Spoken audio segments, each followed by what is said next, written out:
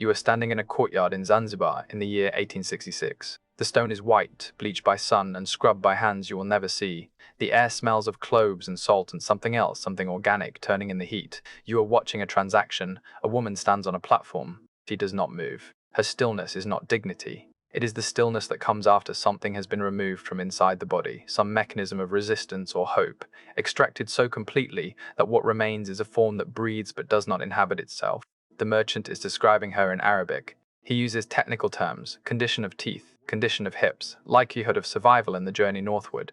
This is not cruelty, this is administration. You have been told a story about slavery. It involves the Atlantic.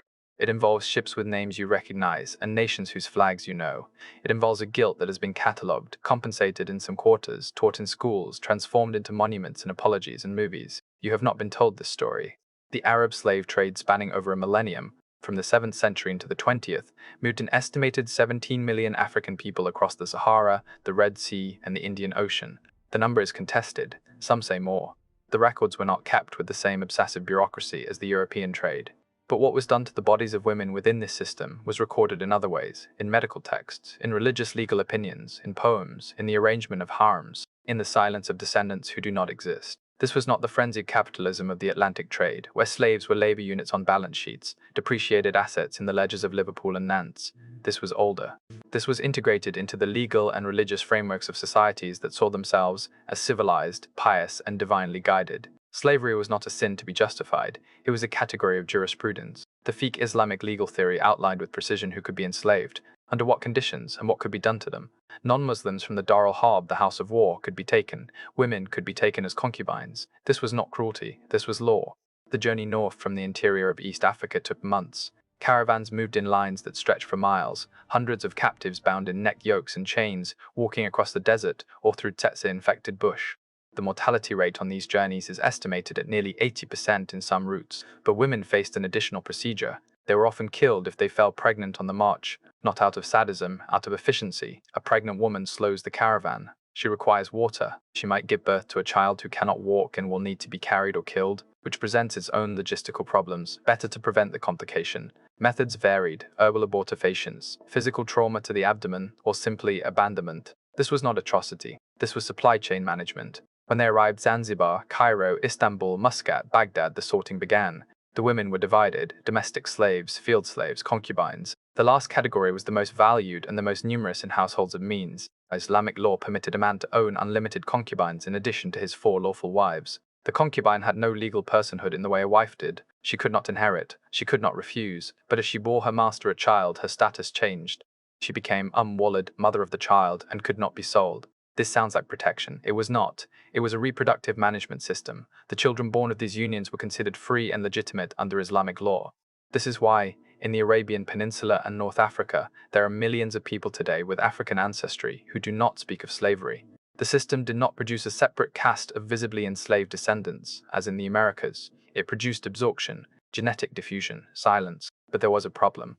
A demographic problem that Arab historians recorded with confusion, and that Western scholars would later call the Great Mystery. Despite over 1,000 years of importing African slaves, millions of them there, is no proportional population of African-descended people in the Middle East and North Africa. In the United States, the descendants of enslaved Africans are 13% of the population, traceable, vocal, undeniable. In the Arab world, they are nearly invisible. Where did they go? The answer is not deportation. The answer is castration. Male slaves imported into the Arab world were frequently castrated. Not all, but many, particularly those destined for elite service. Eunuchs were trusted to guard harems, serve in palaces, manage households. The procedure was not medical. It was done by specialists, often Coptic Christians in Egypt, or practitioners in the Ethiopian highlands who would remove not just the testicles but the entire genitalia. The survival rate was approximately 10%. This means that for every eunuch who lived to serve, 9 boys died in the procedure.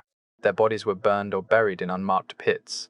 This was not a crime. This was a service industry. Women, meanwhile, faced a different form of nullification. They could bear children, yes, but the children were Arab. The children spoke Arabic. The children were Muslim.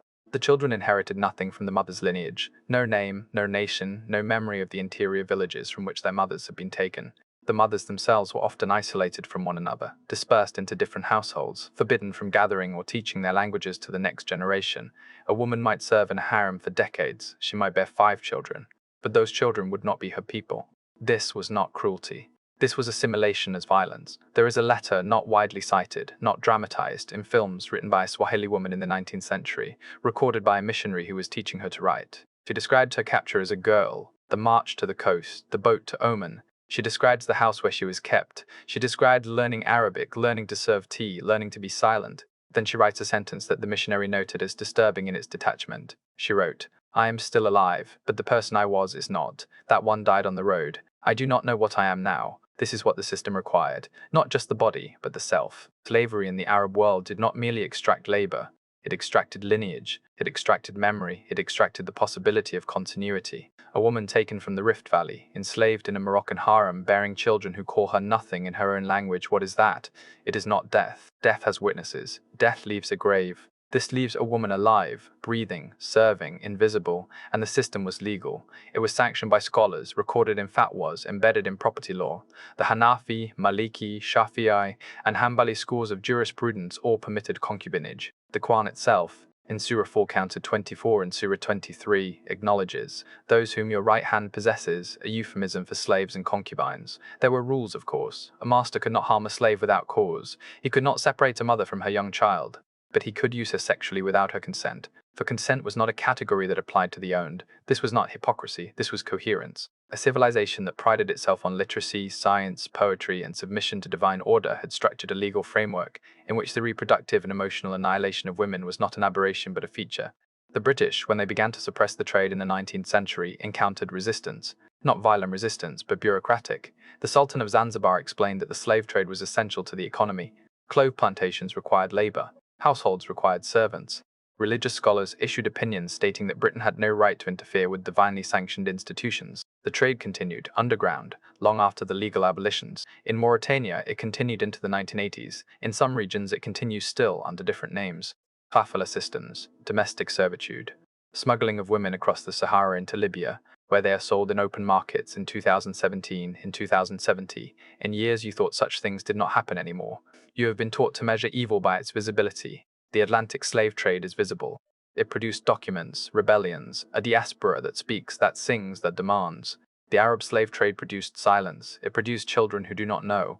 It produced women whose names were never recorded, whose graves are nowhere, whose descendants do not gather to remember, because there is nothing to remember.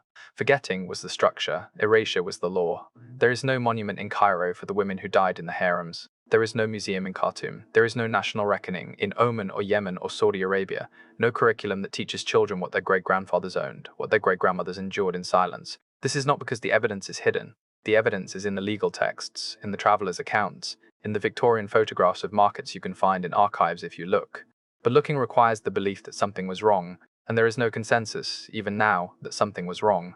Slavery is condemned in the abstract, but concubinage is explained. Context is offered. The era was different. The rules were humane, relatively speaking, and besides, the Europeans did worse. Did they? The question is not moral, it is structural. The Atlantic trade was an atrocity of accounting. The Arab trade was an atrocity of ontology. One stole labor.